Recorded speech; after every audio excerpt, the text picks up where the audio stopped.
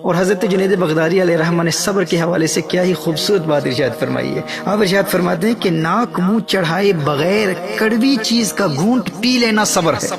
اور حضرت ذوالنون مصری رحمہ اللہ آپ ارشاد فرماتے ہیں کہ مصائب و آلام کے گھونٹ پینے پر سکون و اطمینان کا اظہار کرنا اور زندگی کے میدان میں باوجود محتاجی کے اپنے آپ کو مالدار ظاہر کرنے کا نام صبر ہے۔ اللہ اکبر، یعنی باطن میں تکلیف ہے، پریشانی ہے، لیکن وہ داخلی کیفیت خارج میں ظہور پذیر نہیں ہو رہی۔ انسان غریب ہے، وہ جانتا ہے غریب ہے، لیکن دنیا کو علم نہیں ہے۔ انسان درد میں ہے، تکلیف میں ہے، باطنی کیفیت ایسی ہے کہ وہ درد محسوس کر رہا ہے، لیکن اس کی داخلی کیفیت خارج میں ظہور پذیر نہیں ہو رہی۔ یہ صبر ہے۔ اور اسی طرح عوارف المعارف میں حضرت شیخ الشیوخ حضرت شیخ شہاب الدین سہروردی علیہ رحمہ ارشاد فرماتے ہیں کہ صبر اللہ جل وعلا کی جانب سے کشادگی کے انتظار کا نام ہے۔ یعنی کوئی مصیبت آتی ہے اور انسان کوئی گلا شکوہ کیے بغیر اس مصیبت کے جانے اور کشادگی کے آنے کا منتظر ہے تو ایسا شخص صبر کرنے والا ہے۔ یعنی جب وہ مصیبت میں مبتلا ہوا تو اچانک اس نے کوئی ریاکشن نہیں دکھایا۔ He didn't react immediately to the calamity. He contained himself. He became patient. He didn't question the decree of Allah Jalla wa'ala. He didn't complain about it. He didn't say, why am I facing all of these difficulties, these hardships of life, these painful experiences? Why am I experiencing all of this in life? He was patient. And he patiently waits for the time of ease. صابر اسے کہتے ہیں۔ حضرت شیخ شہاب الدین سہروردی علیہ رحمہ نے عوارف المعارف میں اس قول کو حضرت سیدنا سحر رحمہ اللہ سے منسوب کیا ہے۔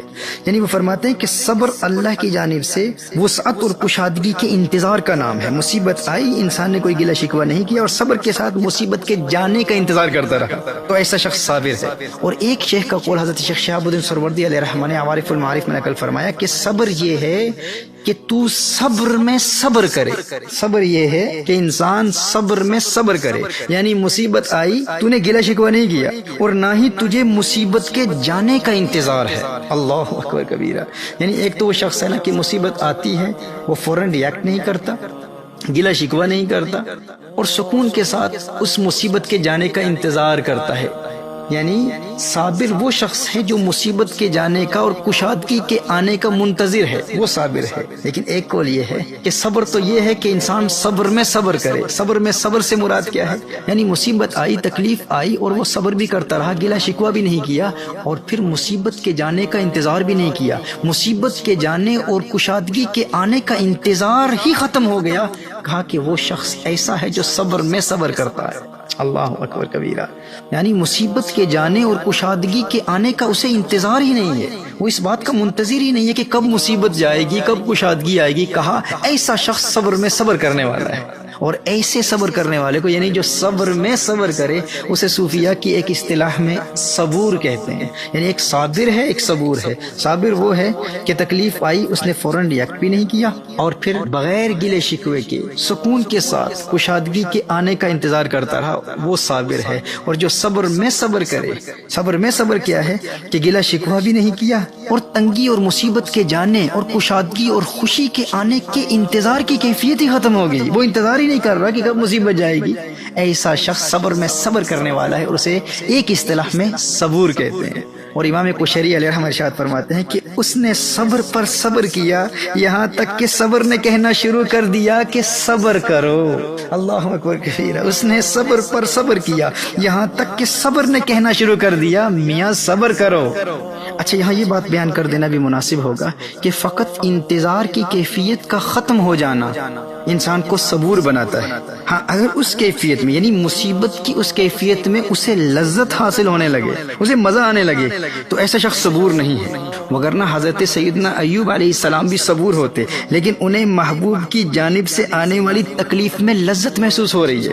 وہ اللہ کے نبی ہیں، ان کا مقام تو بہت بلند والا، بہت عرفہ والا ہے۔ یعنی صبر میں صبر کرنے والا وہ ہے کہ جس پر تکلیف آئی، تکلیف کے آنے پر اس نے گلہ شکوہ بھی نہیں کیا، شور نہیں مچایا اور مصیبتوں، تکلیف و تنگی کے جانے اور کشادگی اور وسعت اور خوشی کے آنے کے انتظار کی کیفیت بھی ختم ہو گئی، تو ایسا شخص کون ہے؟ صبور ہے۔ لیکن وہ شخص جو مصیبت کے آنے پر بھی لذت محسوس کر رہا ہے، اسے حضرت ایوب علیہ السلام کہتے ہیں، وہ اللہ کا نبی ہے۔ تو ایک صابر ہے، ایک صبور ہے۔ جس طرح ماضی کے دروس میں بیان کیا تھا، ایک شاکر ہوتا ہے، ایک شکور ہوتا ہے، اسی طرح ایک صابر ہوتا ہے، ایک صبور ہوتا ہے۔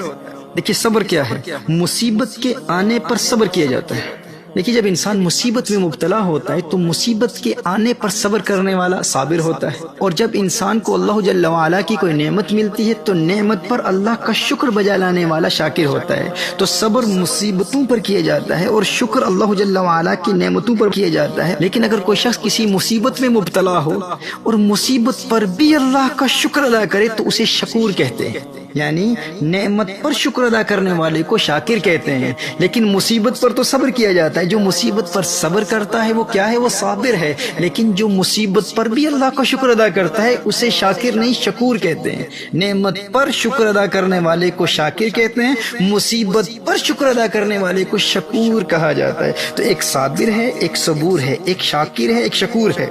So if Allah Jalla wa'ala inflicts an affliction upon you and you are patient, you are a sabir. And if Allah Jalla wa'ala blesses you with something and you are thankful to Allah Jalla wa'ala, then you are a shakir. But if you are inflicted with an affliction or hardship or any painful experience in life and you are still thankful to Allah Jalla wa'ala, then you are shakur.